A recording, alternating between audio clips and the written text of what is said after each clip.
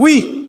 Je voulais demander c'est quoi, genre, l'ennui de Dieu? C'est quoi son délire de nous avoir mis ici, genre? Je vois. Alors, kippa tricoté, boucle d'oreille et l'ennui de Dieu. Je comprends. C'est-à-dire que le saint, béni soit-il, est selon toi quelqu'un qui s'ennuie. Le saint, béni soit-il, ne s'ennuie pas. Il est bon et bienfaisant. Et pour faire le bien, il a créé des êtres pour leur faire du bien.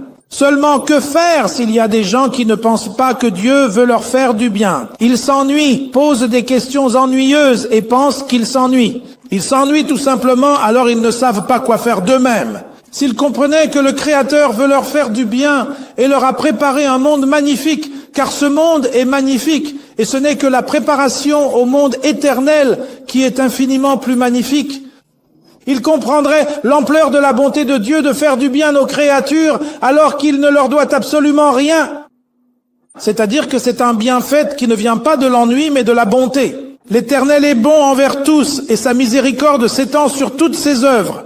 Et je voulais dire, j'étais très religieux avant, vraiment pratiquant, et tous ces bienfaits, je ne sais pas, je ne les ai pas ressentis. Parce que tu n'as pas pratiqué la Torah et les commandements vraiment jusqu'au bout. Moi, par exemple, je m'efforce de les accomplir jusqu'au bout. Et je le vois en grand, en très grand. Des bienfaits sans fin, sans fin. Alors, comment faut-il vraiment faire ça? Simplement écouter ce qui est écrit dans la loi et l'accomplir avec joie, car c'est un trésor sans pareil. Si j'accomplis un simple commandement et que je gagne à la fois ce monde et la vie éternelle, comment ne pas me réjouir? C'est mieux que de gagner au loto, à la loterie ou au tiercé. Mais cette joie, ce n'est pas quelque chose qu'on voit, que je... Je n'ai pas besoin de voir, j'ai seulement besoin de savoir. Si je sais que je fais quelque chose de grande valeur, je le fais avec joie, même si je ne vois pas la récompense immédiatement. Je vais te donner un exemple. Je crois que si tu voyais, Dieu nous en préserve, un accident de la route et quelqu'un gisant sur la chaussée, tu ne passerais pas ton chemin en l'abandonnant. Tu l'aiderais, n'est-ce pas? Et s'il fallait le porter même sur ton dos, tu le porterais, n'est-ce pas? Et même si tu te salissais de son sang. C'est vrai? Et tu l'emmènerais d'urgence à l'hôpital, n'est-ce pas? Et tu attendrais de savoir ce qu'il advient de lui, n'est-ce pas? Et tu chercherais à prévenir sa famille de ce qui s'est passé, n'est-ce pas? Et où est la récompense pour ça? C'est le sentiment d'avoir fait quelque chose de bien pour quelqu'un. Merci. Si tu as fait du bien à quelqu'un qui est blessé à terre et en sang, pourquoi ne pas te faire du bien à toi-même tant que tu n'es ni blessé ni en sang pour que tu sois bien? Parce qu'une bonne action est bonne en soi. Mais comme je l'ai dit, j'étais vraiment très religieux et... C'était avant et on peut toujours revenir. Mais je n'avais pas ce sentiment. Tu n'y trouvais pas de goût? Non. Tu n'as pas ressenti de goût parce que tu n'as pas étudié avec joie. Tu n'as pas compris la valeur du commandement et tu n'as pas vu le but de ce que tu faisais. C'est pour ça que tu as décidé de mettre une boucle d'oreille. Et en quoi une boucle d'oreille aide-t-elle? Tu n'as pas non plus l'air très heureux maintenant. Alors tu as quitté la Torah, tu es passé un peu de l'autre côté. Et là non plus, il n'y a pas de grandes promesses. Il faut travailler dur pour avoir quelque chose et on verra bien ce qu'il adviendra de toi. Alors qu'as-tu gagné?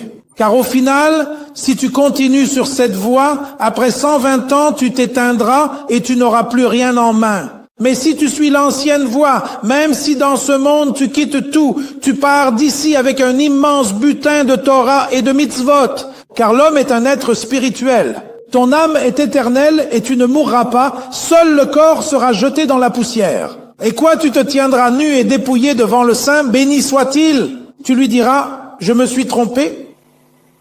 Je me tromperai toujours, en quelque sorte. Pas toujours, pas du tout. Comment ne pas se tromper alors qu'il sait tout? Si l'on se trompe, il a donné un moyen de faire teshuva et de réparer. Où as-tu vu une chose pareille? Où as-tu vu dans la loi israélienne que si un homme se trompe sans cesse, il peut dire pardon, je me suis trompé, je me repens, et on a pitié de lui? Où as-tu vu une chose pareille? Ça n'existe pas. Mais Hachem lui te le permet car il est bon. Mais faire tout ça avec le sentiment que, vraiment, tu n'as pas l'impression que ça t'aide et tout. Même s'il n'y a pas de sentiment au début, le sentiment viendra plus tard. Un homme qui travaille dans les diamants fait un travail de Sisyphe, tu comprends? Il polit des diamants sans cesse, et pour chaque diamant, il reçoit quelques sous, et encore quelques sous. C'est un travail difficile. Il s'occupe des diamants des autres, pas des siens. L'argent est près de lui tout le temps, la richesse passe entre ses mains, mais ce n'est pas à lui. Et il reçoit ça. Pourquoi travaille-t-il? À la fin, il aura un peu d'argent, et peut-être qu'il achètera un diamant. Comment peut-on voir que c'est un diamant en quelque sorte? Comment peut-on ne pas le voir? Car l'éternité existe et la matérialité s'efface.